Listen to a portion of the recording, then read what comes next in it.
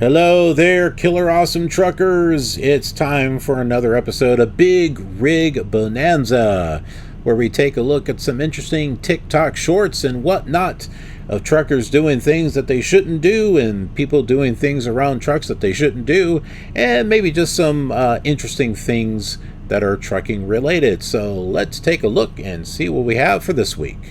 All right, we got FedEx. FedEx! What are you doing? I mentioned this on, another video. FedEx and Amazon Prime are just it seems like they're always in a lot of accidents. And I think there's more going on than just them just being bad drivers. I think they're pushed beyond their limits. And I'd really like to find out their side of the story. Of how the work environment is. How are they treated? From what I understand, they get paid well, but is it worth it?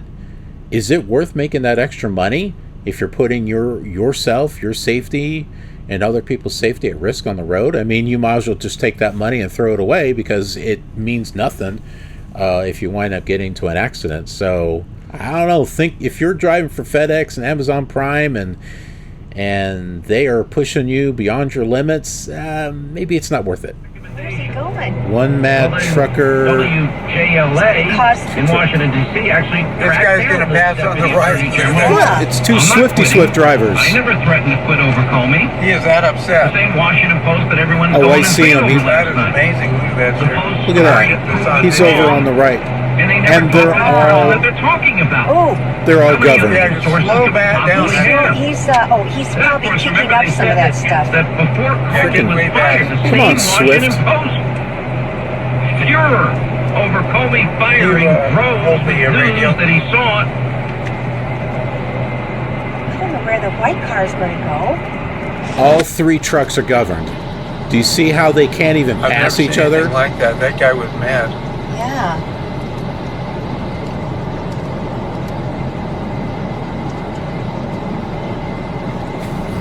I'm sure these truckers in front back of us are wondering what in the heck's going on. Yeah, I bet they are. That guy. They're probably went on the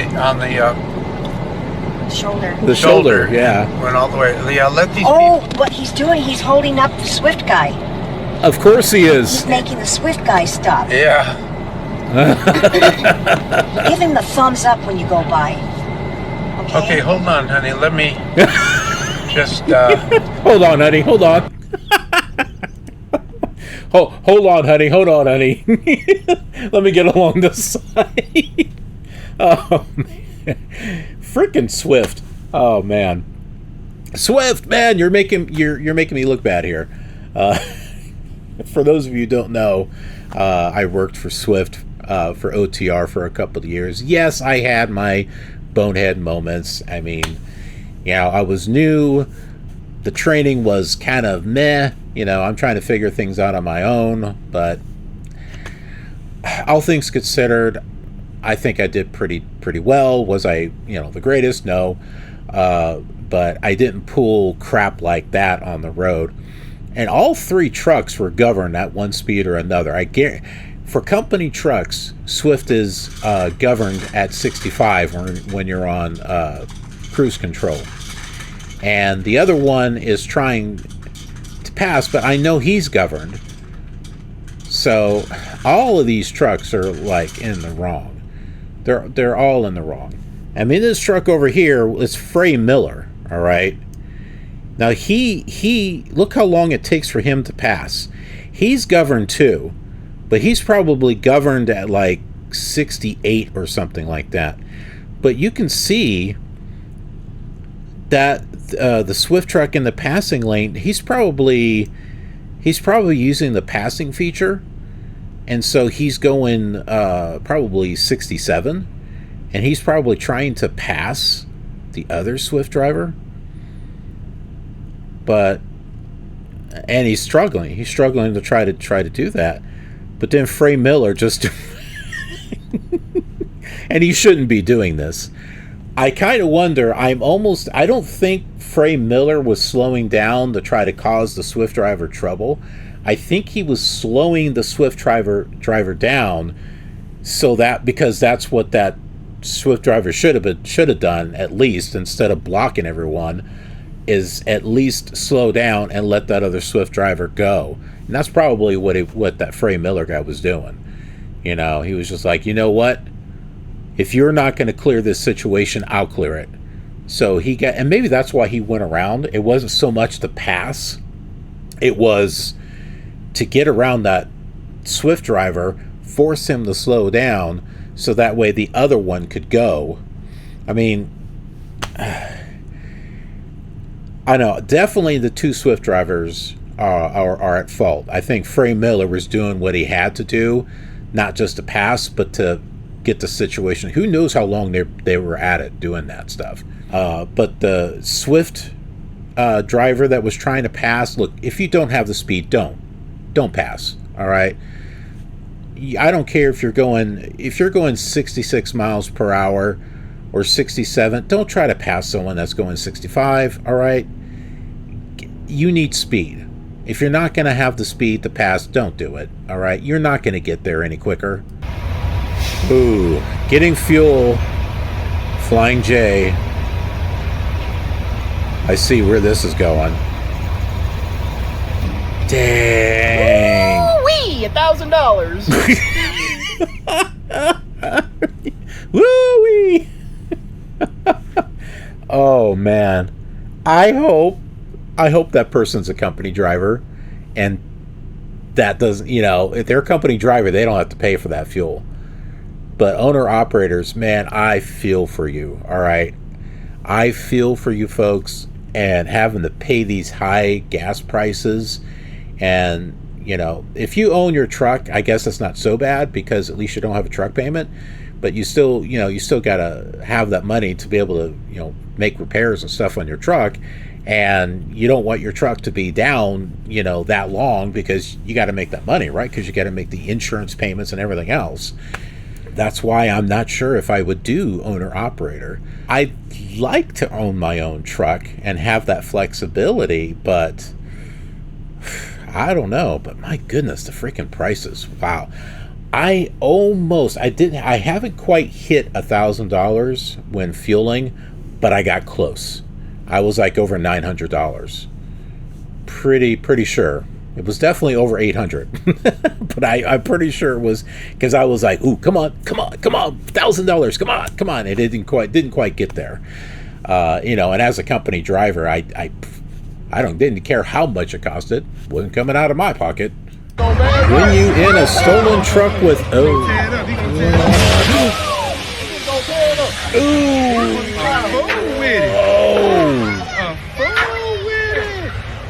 a fool with it. That motherfucker didn't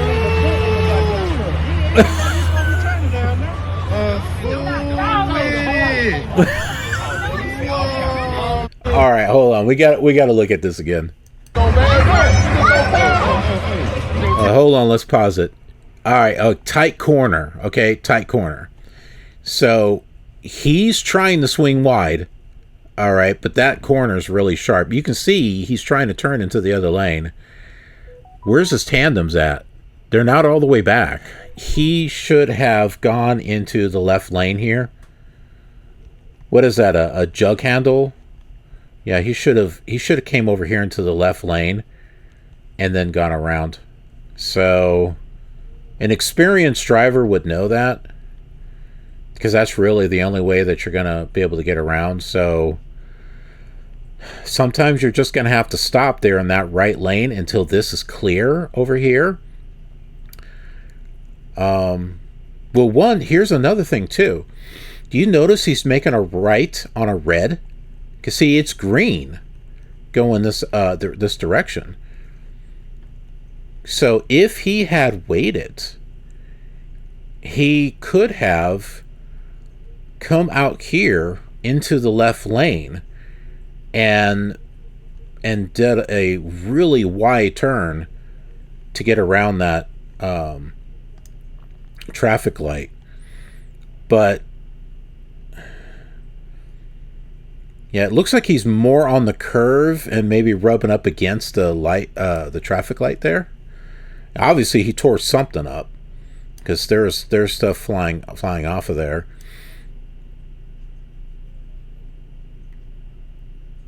Huh. Oh, and look at that. Look, you see how it's green, and just as he gets by it, it turns yellow. All he had to do was wait. But then again, take a look at this. There is a car coming. He would not have been able to make that turn if that car had came over here and stopped. He would have been in his way. So in one case, sometimes making a right on a red is really good, because if you see that it's clear, take that opportunity while you have it. I've done that because I knew that if I waited, I wouldn't have been able to make that turn. So if the safety department wants to give me points, fine, I don't care. I'm going to do what I have to do. But look at the start here. There is a flatbed or something over here on this side. So he was probably thinking, oh, I can't come over here into this lane. But I don't know. The other thing, too, is maybe it's better to make a left turn and just keep making left turns where you've got room until you're able to go in the direction that you need to go. I guess that's just where the trip planning comes in.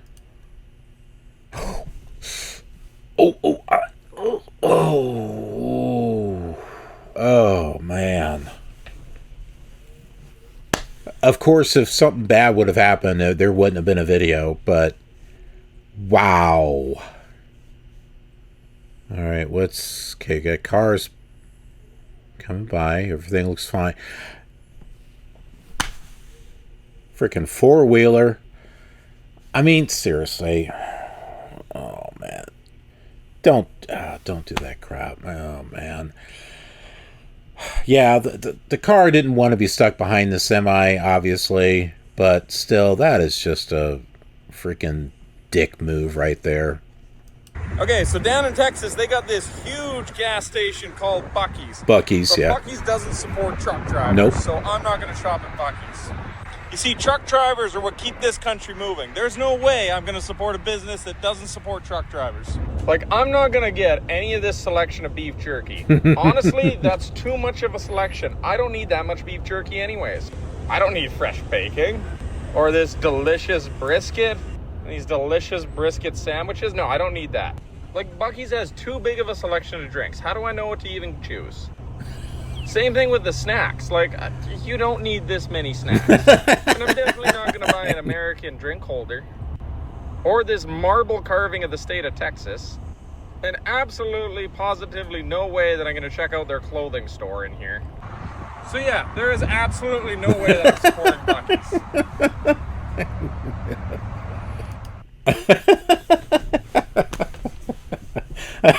That's a good one.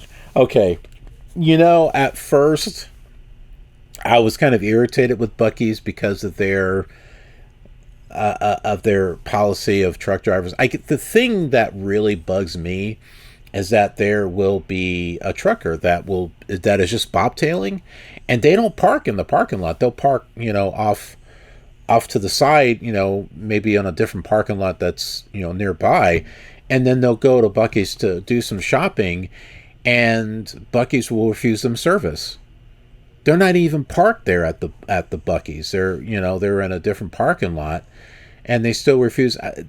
See, that sucks right there. That sucks right there. Now, as far as them not being allowed to stay there, I get it. Buc-ee's wants to stay clean, and come on, face it, you guys. The truck stops that are out there are freaking a mess. They're a disaster. And I know that there's a lot of us that don't do that, but unfortunately, there's quite a bit that throw their trash out on the ground. They're too lazy to go walk it anywhere. They're freaking nasty. They're dirty. And they've just ruined it for, the rest of us. So, yeah, I get it. And also, too, I've not been to a Buc-ee's. I mean, I've seen them, obviously. But I'm going to have an opportunity to be able to go to a Buc-ee's maybe sometime this year. And we'll do a review. I'll have it as an episode for the Killer Awesome Day series. So hopefully you're checking out that series that I have on this channel. Because it's got a lot of traveling and reviews and a lot of stuff of when I was going and traveling around with, being a truck driver. But there's also some other stuff, too, that I did. But yeah, once I have the opportunity to go to a Buc-ee's, we'll do a video. Okay, what's going on? 16'3" should be fine. Whoa! Okay, let's take a look at that one more time. I-30. Okay, I see that. I'm not sure where this is at on I-30. It looks like it might be at a truck stop. I see some trucks out there in the background. I thought it was going to be an issue with a bridge, but it's 16'3", so that's tall enough. But look at... Whoa, what? How does that happen? Not sure what happened. He busted through there. Probably fell asleep or something. And look at this. Look how the front end of the truck smashes into the ground there. Wow. And thank goodness for this driver that was going underneath the bridge. Thank goodness that he wasn't at the wrong place at the wrong time. And that's the thing. I mean, those of you who've been on the road for 20, 30 years, I've never been in an accident. Okay. No one's saying that you don't know how to drive. But all it takes is for you to be in the wrong place at the wrong time. Okay? Just because you know how to drive doesn't mean the people around you know how to drive. So don't be just like, I've been doing this for 55 years and haven't been in an accident. Well, consider yourself lucky, okay? Because you were not in the wrong place at the wrong time. And I gotta wonder, maybe you weren't in an accident, but in that 55 years or however long it is, how many trucks ran into your truck? I mean, like at a truck stop or something. So you can't tell me that you haven't been in an accident. I'm not saying that you caused it. Okay? I'm not saying that you caused it. But are you going to tell me that in 55, 56, 78 years that no one has ever hit your truck and trailer? Because that is an accident. All right, so get off your high horse. Oh. Oh, gee. I am behind a trailer, car carrier, and oh my God, I got that on camera. The original audio there. Anybody want a car? You know that car that you ordered? It's the one that's on the top. All right, folks, that's it for this week's edition of Big Rig Bonanza. Just some fun and rather scary videos that happened to be in there as far as the trekking situation. Hey, if you've got videos that you want to share, maybe I haven't come across them yet, you can email them or email the links or whatever the case is to the email down below, killer.television@gmail.com. Spread the wealth, spread the joy, so that way we can all enjoy. Thanks so much for watching. We'll see you next time. Be safe out there, okay? Don't be doing crazy stuff.